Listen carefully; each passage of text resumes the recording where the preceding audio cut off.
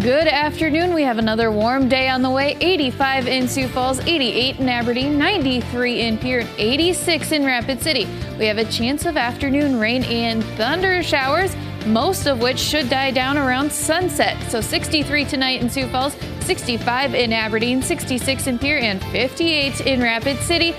Friday and Saturday have the better chance of rain and thunderstorms. We'll take a closer look coming up as we begin midday in KELOLAND.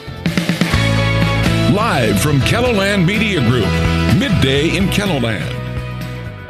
Rapid City officials are investigating an overnight railroad bridge fire. Plus, Ukraine's president is calling for a faster international response to help those trapped in floodwaters caused by the explosion at a key dam.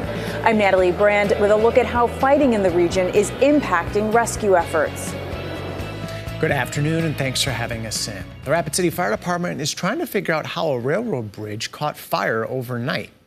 Crews were called to the fire about 2:30 this morning near Steele Avenue and East Omaha Street. Firefighters say when they arrived, the center support trestle was on fire. Crews used a ladder truck to knock down the fire. Firefighters were on scene for about 3 hours. The cause is under investigation. As the bodies of 3 men have been recovered from the downtown Davenport building collapse in Iowa, there is a petition calling for the mayor's resignation, and a formal protest was held at City Hall yesterday. Protesters gathered to march outside while the city council's committee met inside. The protesters then made their way inside to appear in council chambers and express their frustrations on management of the disaster, landlords, and the lack of public trust in local government. Construction starts today on the section of South Veterans Parkway from Western to Cliff Avenues. When it's complete, the project will form a new link between Interstates 90 and 29. By the year 2040, the city expects the surrounding area to be fully established and developed with businesses and houses. Veterans Parkway will bridge the gap between major roads like I-229 and 57th Street. The goal is to speed up travel while still offering easy access for drivers. Turning now to weather, the heat looks to continue, but we do have a slight break from that when it comes to the weekend, right, Megan? Yes, we have a cold front passing through that will return temperatures closer to normal, but we have a couple more hot days. Right now, 82 in Sioux Falls, plenty of sunshine. Southeast winds are at 10 miles an hour. If we take a look around the region, it is warm. 88 in Winter, 90 in Pierre, 82 in Rapid City, and 86 in Mobridge and Aberdeen. Our winds are staying light, and they'll stay light the next couple of days unless you do get under a thunder shower. Right now on satellite, just a few clouds in central and western South Dakota. Not a whole lot is coming out of those. We are watching a little bit of a thunder shower pop up over the Black Hills this afternoon. Otherwise today, 85 in Sioux Falls, 88 in Aberdeen, 93 in Pierre, and 86 in Rapid City.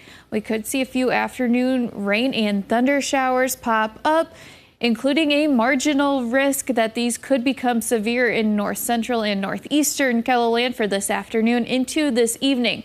The main threat is going to be hail and strong winds if you get under one of these storms, most of which should die down overnight. 63 in Sioux Falls, 64 in Aberdeen, 66 in Pierre, and 58 in Rapid City.